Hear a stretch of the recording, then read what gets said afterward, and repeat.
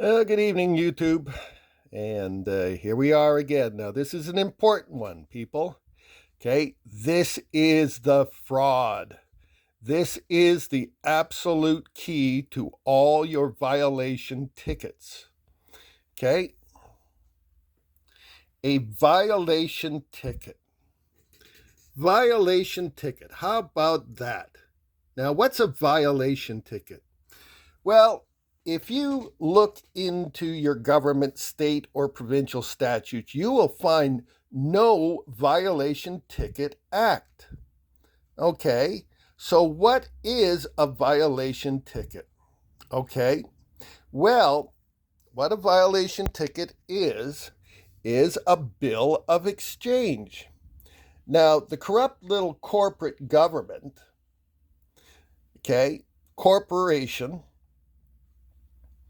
wants to bill you for every one of their little corporate policies, acts, rules, and regulations because they want you to believe that you're an employee of their corporation. And if they can pull the con off, okay, they're going to double down. Okay. So here's the thing, if you understand commerce, okay, I'm an independent contractor. Okay, I have a fee schedule for my goods and services. Okay, now, once the goods and services have been or contracted to be provided, I have the common law right in commerce to bill for my goods and services. Okay, and when you create a bill, you're going to use a bill book, an invoice, a sales order. Okay? And that's what they do.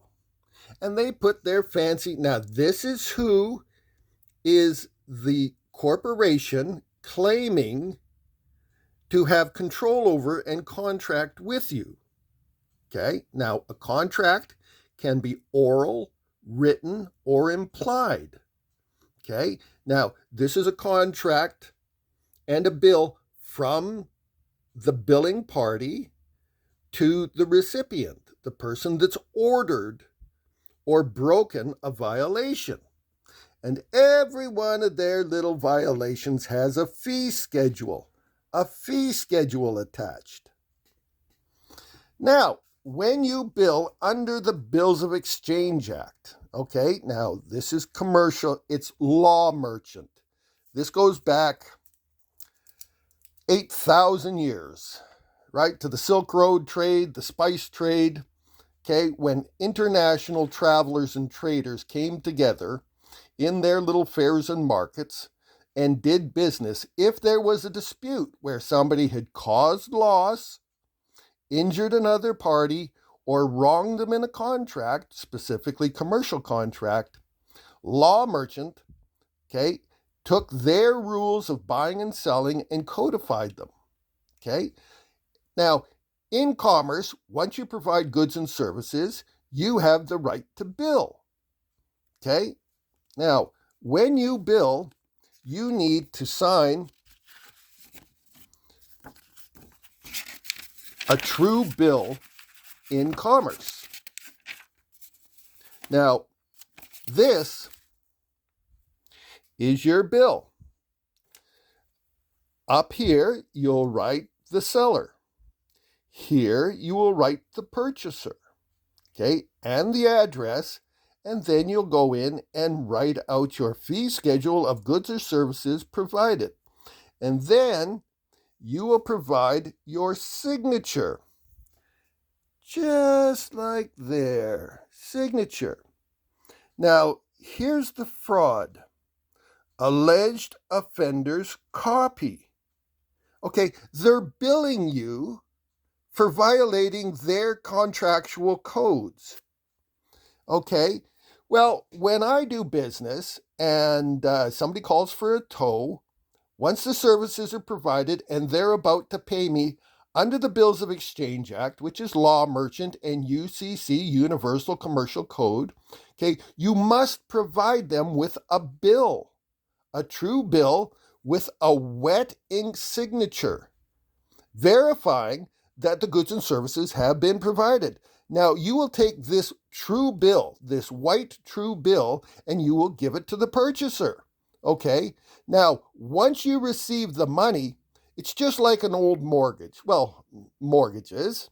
Once the mortgage was paid off, you used to have mortgage burning parties, because this note, this debt note, is currency. It's a negotiable instrument. Okay? Now, when you get pulled over and they write you that violation ticket, which is a bill of exchange, okay, they by law must give you this white bill. They can't give you a colored bill. And I'll tell you why. Because in law, you are not allowed to produce a colored document. Everything in law must be black and white for clarity. Now, this bill, once it's written out, this sales bill is a bill. It is money.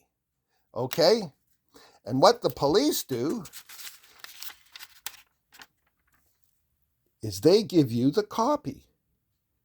Well, in commerce, this is for your records that the bill has transferred, the true bill has transferred to the purchaser. The true bill has transferred, well, I don't have the true bill, right? So if they don't give you a bill, okay, then you don't owe anything. And that's under Section 78. But here is where the con is. We're going to move to Section 20,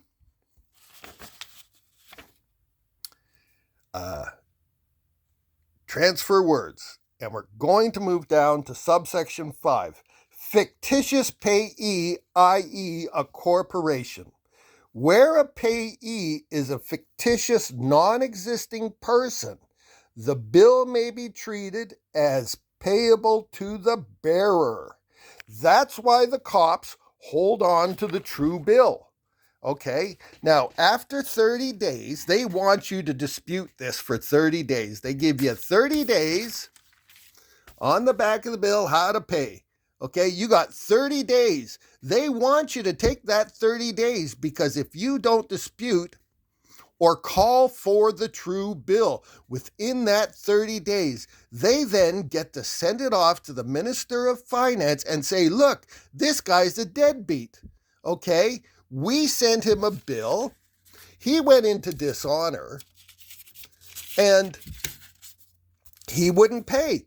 Now, we need you because you incorporated them and gave them birth certificates, which are stock certificates, and there's a bond floated on the international bond market that's worth millions and millions of dollars.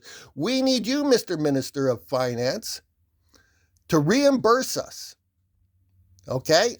So the minister, who's completely in on this fucking fraud, this bullshit, this con, okay, he knows what's going on completely, and they're making billions. Now, the Minister of Finance sends the cop, who's the bearer of the instrument, right? Payable to the bearer, the man holding, okay? They send him, right, all the money owed because you haven't called for the true bill, okay? Now, they want you to dispute it. Going into disputing it goes into dishonor. Now, they're going to they want you to do this, okay? Now, they're going to send you a notice of a dispute date, okay? They want you in their little bullshit traffic court, which is not court. It's an accounting office, people. It's an accounting office. That's not a judge. It's an administrative clerk. It's an accountant. And he's going to say, well, you owe this bill and you didn't pay. Okay, but they've been paid, and don't think that that little lying piece of shit judge, fake judge, doesn't know that you've paid. They've gotten the money, and they want you to pay again. Now, at this point, you're dealing with the Bills of Exchange Act, not legal law. They don't care if you ran the stop sign. They don't care if you held your cell phone. Okay, did you get the bill? That's all they're concerned about. They're going to lie to you and put on their little theater and listen to your whining and sniveling and your little emotional story of how you've been wronged. Okay? But they don't care, right? Did you get the bill? Well, because you sent the copy of the bill in, you're guilty. You're guilty. As soon as you send this in without notice of protest, okay, you're done. Now they're gonna double dip you. They're gonna make you pay twice on a bill that's already been paid by the Minister of Finance. This is This is a fraud. It's criminal, right? But when the wolf guards the door of the chicken coop, and you go to and you're a beat up, beaten chicken, and you go to the wolf, oh well, how much justice are you gonna get? Well, if you don't know your rights, you got none. Okay, people, we're keeping these short, 11 minutes. That's the fraud, people. Very important. Talk to you later.